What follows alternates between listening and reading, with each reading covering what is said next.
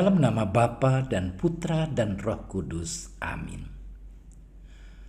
Allah yang berbelas kasih, sabdamu adalah terang dan pelita hidup kami.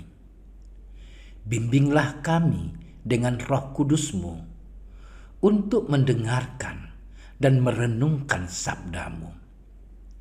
Dengan daya Roh Kudusmu itu, bukalah telinga dan hati kami untuk mendengarkan sabdamu. Terangilah budi dan hati kami untuk memahami sabdamu. Jernihkanlah hasrat dan jiwa kami untuk meresapkan sabdamu. Doronglah kehendak dan tekad kami untuk mengamalkan sabdamu dalam hidup dan perutusan kami sehari-hari. Amin.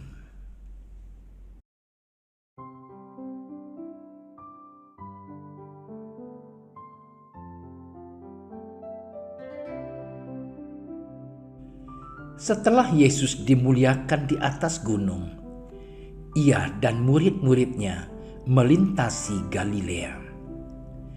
Yesus tidak mau hal itu diketahui orang, sebab ia sedang mengajar murid-muridnya. Ia berkata kepada mereka, "Anak manusia akan diserahkan ke dalam tangan manusia, dan mereka akan membunuh dia. Dan 3 hari sesudah ia dibunuh, ia akan bangkit." Mereka tidak mengerti perkataan itu, namun segan menanyakannya kepadanya. Kemudian tibalah Yesus dan murid-muridnya di Kapernaum. Ketika Yesus sudah di rumah, ia bertanya kepada murid-muridnya, "Apa yang kamu perbincangkan tadi di tengah jalan?" Tetapi mereka diam, sebab di tengah jalan tadi mereka mempertengkarkan siapa yang terbesar di antara mereka. Lalu Yesus duduk dan memanggil ke-12 murid itu. Katanya kepada mereka, "Jika seseorang ingin menjadi yang terdahulu, hendaklah ia menjadi yang terakhir dari semuanya dan pelayan dari semuanya." Maka Yesus mengambil seorang anak kecil dan menempatkannya di tengah-tengah mereka.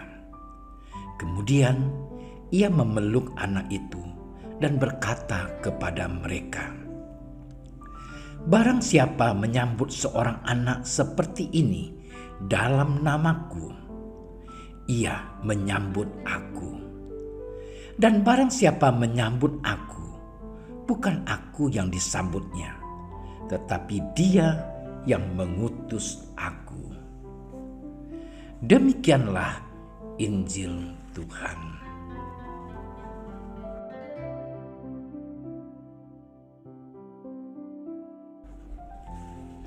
Saudara-saudariku yang terkasih, Bapak Kardinal Monsinyur Ignatius Suharyo ketika menjadi narasumber pada Munas Unindo ke-13 tanggal 15 September 2021 yang lalu menyampaikan satu gagasan luar biasa tentang konsep gereja di masa COVID-19 ini.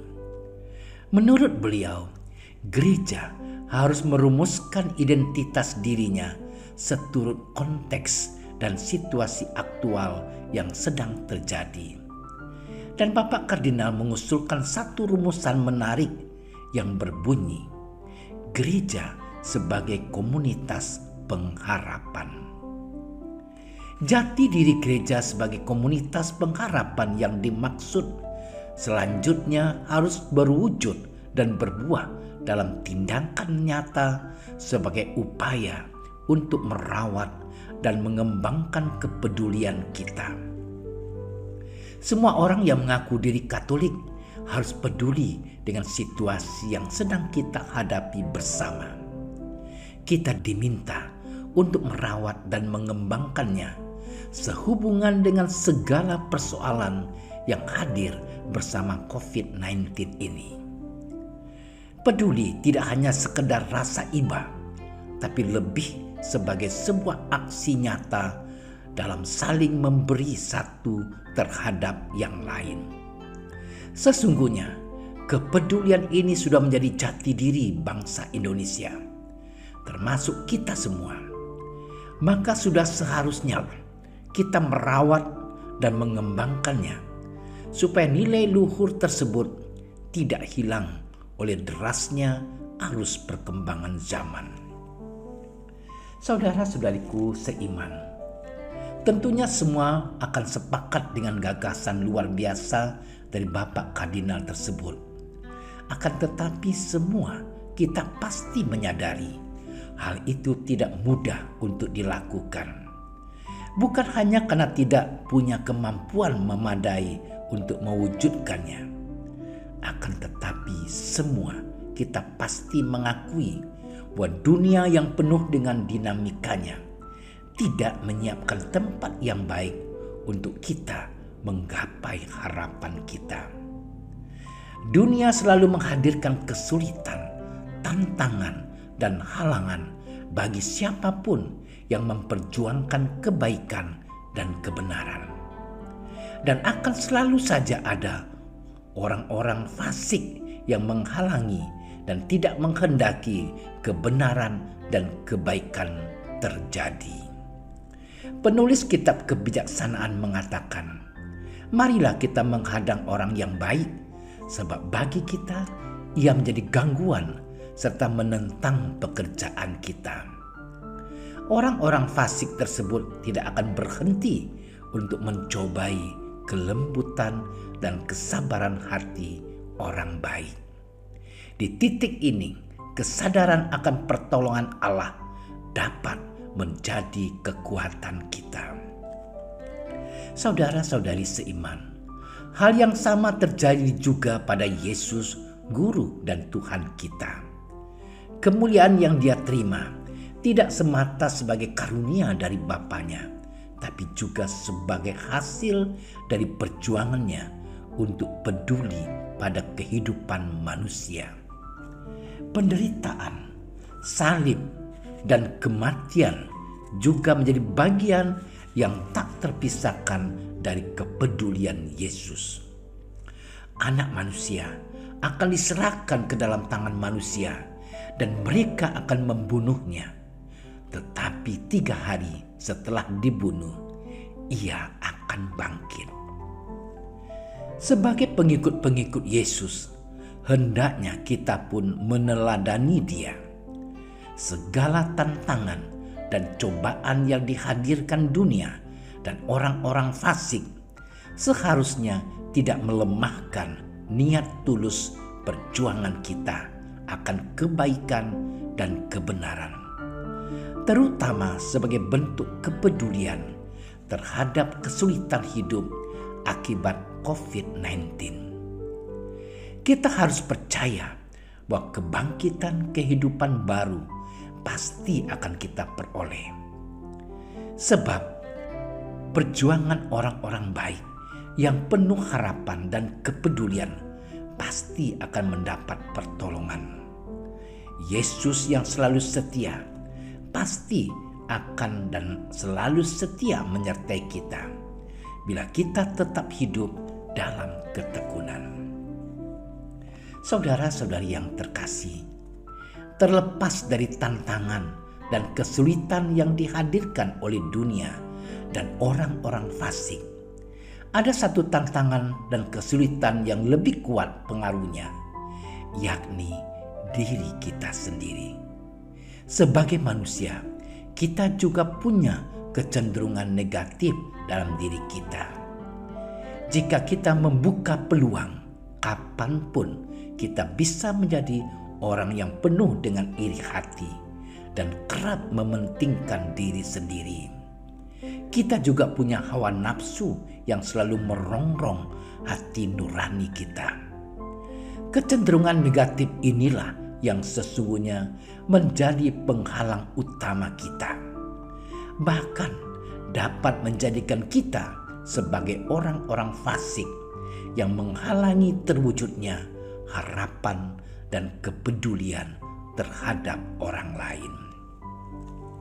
Saudara-saudariku yang terkasih, kehendak Allah harus menjadi hal utama yang perlu kita cari.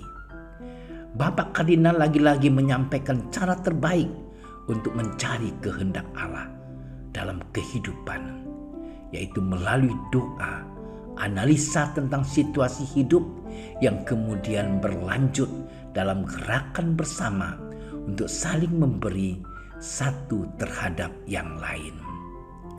Tidak perlu merencanakan untuk sebuah gerakan dalam aksi besar-besaran. Cukup dengan tindakan-tindakan kecil yang bermakna bagi sesama.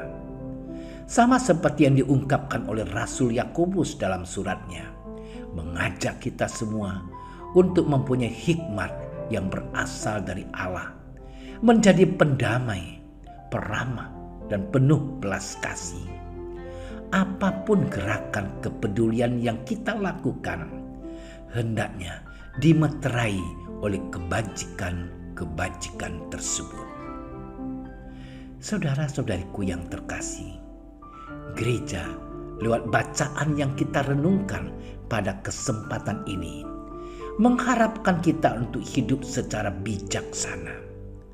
Dengan itu, kita dapat menjadi gereja pengharapan yang terwujud secara khusus lewat kepedulian terhadap sesama dalam situasi COVID-19 ini. Maka dibutuhkan sebuah kompetensi etis untuk menguatkan jati diri kita, yaitu belas kasih dan kerjasama.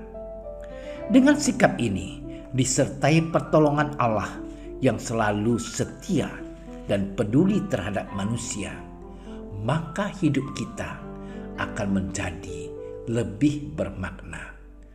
Apapun kesulitan hidup yang kita alami tidak akan menghalangi perjuangan kita untuk membuat lingkungan hidup kita menjadi lebih manusiawi.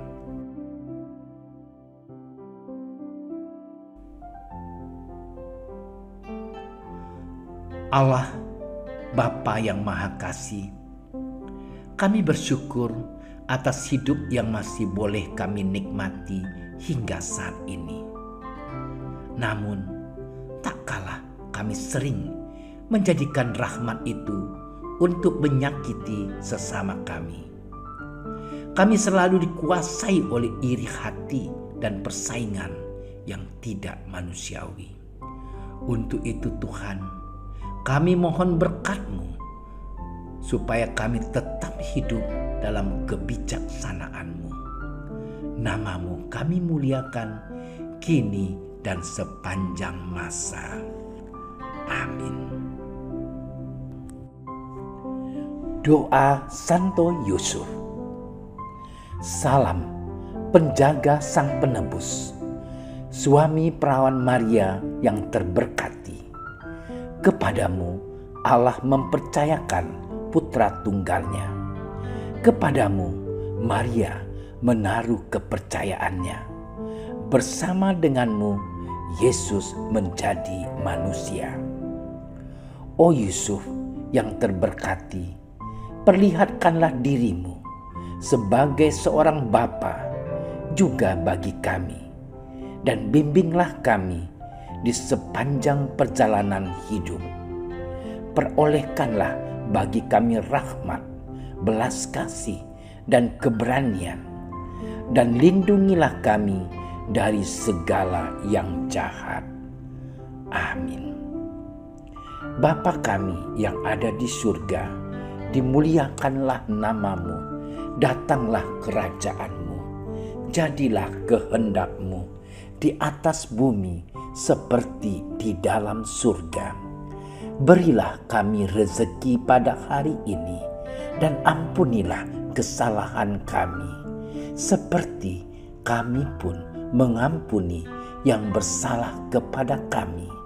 Dan janganlah masukkan kami ke dalam percobaan, tetapi bebaskanlah kami dari yang jahat. Amin.